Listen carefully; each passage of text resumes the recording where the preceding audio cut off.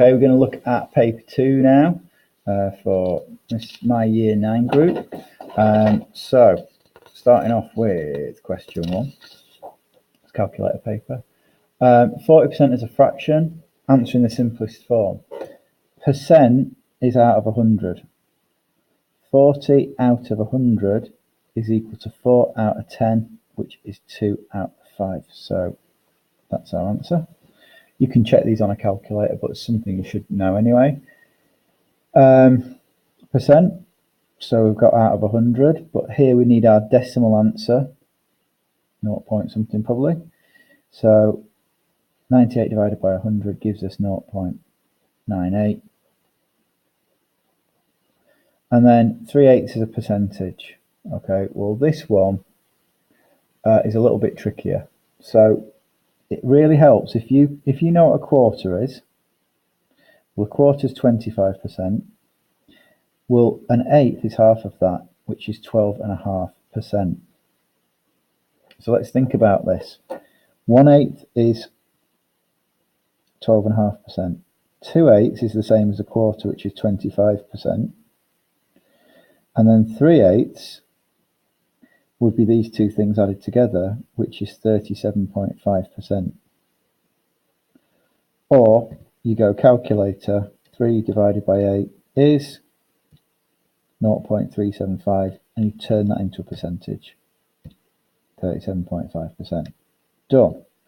Okay, next one, we've got a mixed number that you're turning into an improper fraction, so that's going to be top heavy. So you're going to have something bigger on the top than on the bottom. All right.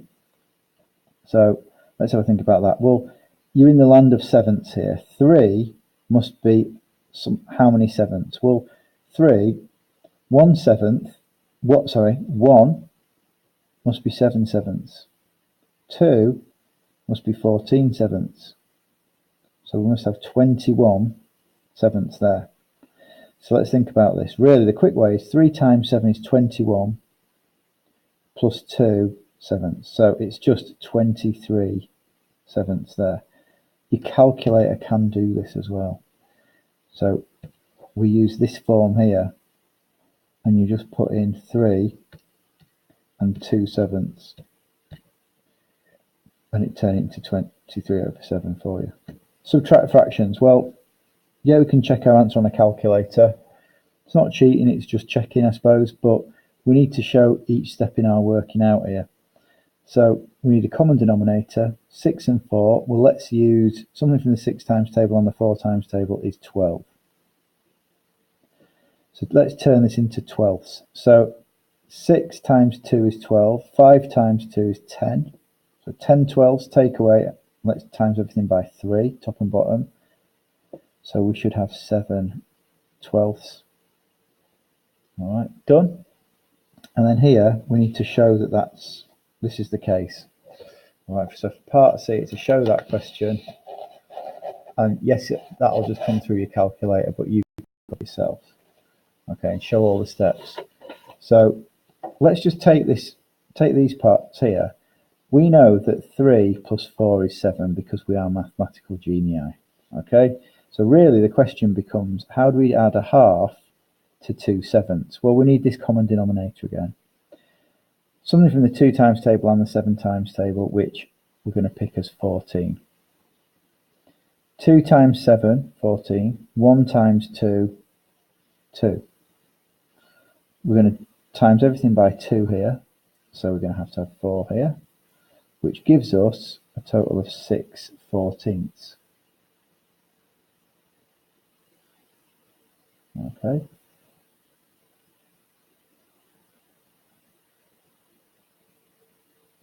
Let's have a think. I've done this one wrong. 2, we've got to times by 7 here. This would be times 7, so we need a 7 here. Thought it looked a bit strange. So now we've got to do 7 plus 4, which is 11 over 14. So now we combine our two answers. We've got a 7 from there and an 11 14ths there. So our total is 7 and 11 14ths. So let's probably write this down as something like that, because it's a show that question.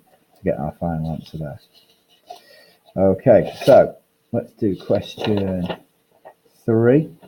So for this one, we've got straight line graphs, and it's a nice easy one because we've got a table of values to work on. And actually, look, some of this is already given to us.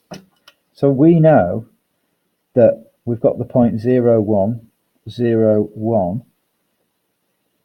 I'll draw that one on there, at the bottom.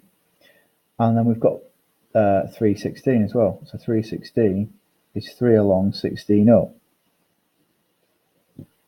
So if you know it's a straight line, you know you've got some points along here, just as a bit of a tip. Now, what's happening here is we've got y equals 5x plus 1. So it's 5 times whatever this is, and add 1 to it. Ignore the negative for now, let's do the positive one. So 5 times 1, 5, plus 1, so we've got a 6 there. 5 times x, 5 times 2 is 10, so we've got 11. And look, we've got a bit of a pattern. You might spot that that goes up by 5 every time. It's a gradient of 5, a steepness of 5 here. So look, we could go back down 5, and we're expecting to see a minus 4. Well, let's do it properly. 5 times minus 1 is minus 5. Add 1 is minus 4. So actually, it's kind of all worked out here. And what we want to do is to put, zoom this out a bit, is to put all this through, okay, and plot these in. So let's do minus 1, minus 4, minus 1, minus 4 down here. 0, 1. We've got 1, 6. So there. Oh, it's looking pretty good, isn't it? And then 2, 11. 2, 11. And your next job is to make sure you've got a ruler on hand and you join it all up. Here's one I found on the floor earlier. Okay, and you join this all up with a nice straight line. And you've got your thing done there. Okay, let's look at question 4. So we're using formula here, and it's a substitution question. So we need to put this through and substitute the values in. So every time you see an A, you're going to write a 5. And when you see a B, it's going to be a minus 4. But this is, again, another trap. So P is equal to 3 times 5 plus 2 multiplied by whatever B is squared. So I'm going to use that bracket there. It's negative 4 squared. Negative times negative is positive. So P must be, well, let's just do this in stages. 15. Add on the answer to this. So negative 4 squared is 16. So it's 2 times 16. So really we've got 15, add on 2 times 16, which is 32. And we put it all through and we get 47. And you put your answer there, 47. That was for P. All right, next up. This is the formula for Fahrenheit and Celsius. C is negative 8. So F is equal to 1.8 multiplied by negative 8. And then add 32. So when you work this out, yeah, you can use a calculator. 1.8 times by negative 8, add 32, comes out to be 17.6. So I put that on the line. And then that would actually be in Fahrenheit, but we're just looking for that value really. Okie doke. Number 5. Love these questions. Expand and simplify. So you're going to expand it out, and then that's step 1. And step 2, you're going to have to do some tidying up.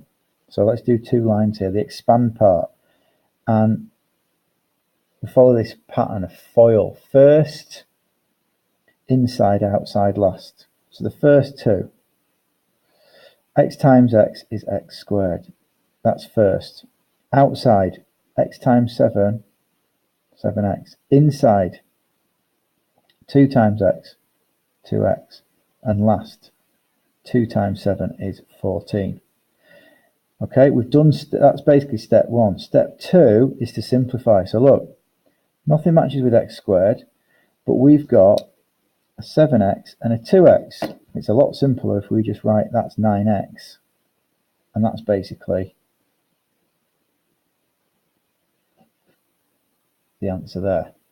Okay, next up we're solving an equation, and all we're going to do is going to look at x and think what's happened to it. It got times by 4, you added on 16, it's this line here, divided by 8, and that gives us the number 3. So that's our plan. We're going to undo this. So we're going to go backwards. We're going to times by 8. We're going to subtract 16, and then we're going to divide by 4 to give us x. So let's do that step by step. Both sides. Let's times both sides by 8. We're just going to get rid of that divide by 8. And 3 times 8 gives us 24. So we've done that bit. We're going to take away 16 from both sides. 4x equals 8. 24 take away 16. And then we're going to divide by 4 as our last step. So 4x divided by 4 is just x, and 8 divided by 4 is just 2. We've done that. Okay, now before I put my answer in here, I'm going to do a check again. I'm going to do a check. So if x is worth 2, 4x is 8 plus 16 divided by 8. Let's work that out. Well, that is 24 divided by 8, which is 3, which is what I expected to happen. So it has actually worked.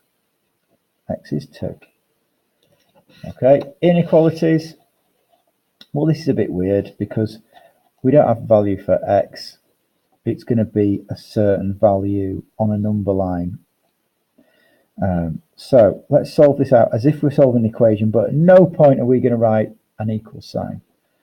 So let me write this a bit bigger. 4x minus 7 is less than 1. Let's add 7 to both sides. 4x must be less than, let's add 7 to there, it's 0. 7 to there is 8. So x must be less than, we divide by 4 both sides, and we've got 2 there. So x is less than 2. X is less than 2. Show this answer on a number line. Right, well, here's x. It's got to be less than 2. It's all these numbers down below 2.